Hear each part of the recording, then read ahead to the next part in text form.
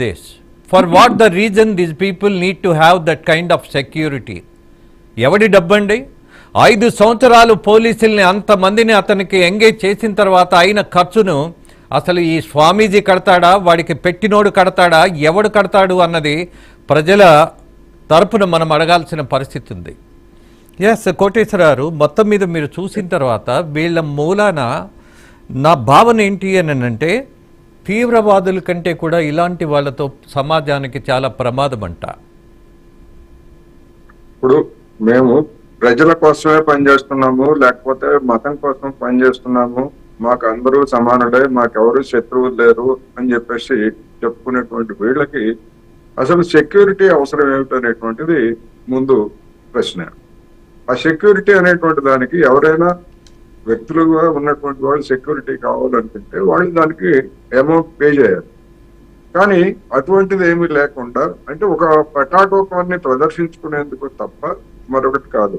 ఇప్పుడు శ్రీరామ్ గారు చెప్పినట్లు దొంగసాములుగా ఉన్నటువంటి వాళ్ళు, లేకపోతే తెర వెనకాల భాగవతాలు చేసేటువంటి వాళ్ళకి ఎప్పుడు ముప్పు ఉంటుంది. ఎందుకంటే వాళ్ళ వ్యవహారాలు తెలిసినటువంటి వాళ్ళు. గతంలో మనం చూసాం అనేక మంది స్వామిల భాగవతాలని డ్రైవర్లుగా ఉన్నటువంటి వాళ్ళు, లేకపోతే ఇంకా సహాయకులుగా ఉన్నటువంటి వాళ్ళు బయట పెట్టినటువంటి వ్యవహారాలన్నీ కూడా మనం చూసాం.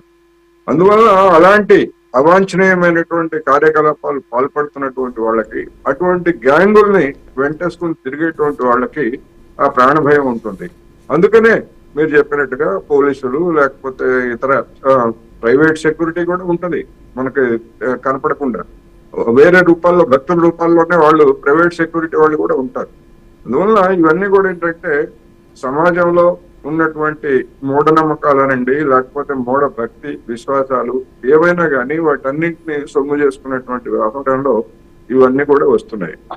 గడిచినటువంటి కొద్ది సంవత్సరాల్లో మోహన్ గురుస్వామి అనేటువంటి ఒక ఎకానమిస్టు చెప్పినటువంటి దాని ప్రకారం, అంటే ఆయన ఒక విశ్లేషణ చేశారు. గడిచినటువంటి అంటే 2005 నుంచి 2015 మధ్య కాలంలో గుడులు, దేవాలయాల వ్యాపారం పెద్ద ఎత్తున విస్తరించింది అని చెప్పారు. అదేవిధంగా మతపరమైనటువంటి ప్రాంతాలకి వెళ్తూ జనం చేసేటువంటి ఖర్చు కూడా రెట్టింపోయిందని చెప్పారు. అంటే మన దేశంలో ఉన్నటువంటి పరిస్థితి ఏ విధంగా తయారవుతా ఉంది అనే దానికి ఈ మాటలు చెప్పింది 2017 అయినా. ఆ 2017 నుంచి ఇప్పటి వరకు జరిగినటువంటి వివిధ అంశాలను కనుక చూసేట్లయితే ఆ మతం అనేటువంటిది లేదా ఆ భక్తి అనేటువంటిది దానికి చేసేటువంటి ఖర్చు ఇంకా విపరీతంగా పెరిగింది. అదేవిధంగా ఇంకొక మాట కూడా చెప్పాడు ఆయన. జవహర్ లాల్ నెహ్రూ తన జీవిత కాలంలో ఎప్పుడు కూడా దేవాలయాలు లేదా మతపరమైనటువంటి ప్రదేశాలను సందర్శించలేదు అని కూడా చెప్పారు.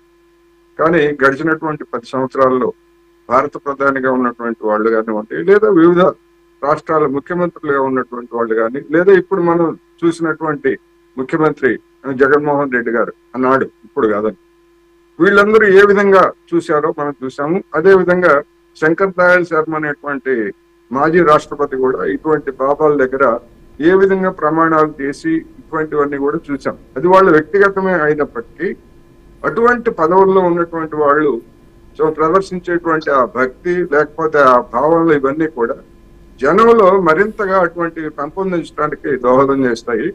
ఇప్పుడు మన దేశంలో జరుగుతున్నటువంటి పరిణామం అదే అనేటువంటిది స్పష్టంగా కనిపిస్తా ఉంది.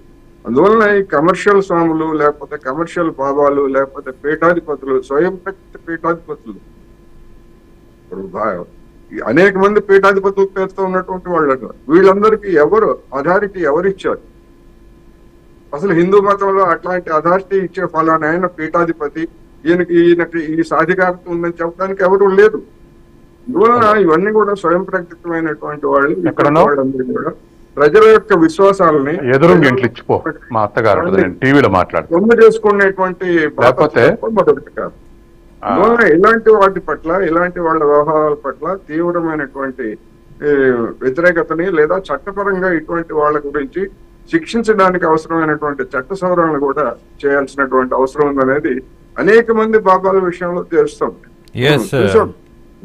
డేరా బాబా చూసాము. అదే విధంగా ఇంకొక ఆయన ఎవరు, ఒక ముసలైన సెక్స్ కేసులో జైల్లో ఉండి బయటకు వస్తూ, ఇటువంటి అనేక మందిని చూసాం.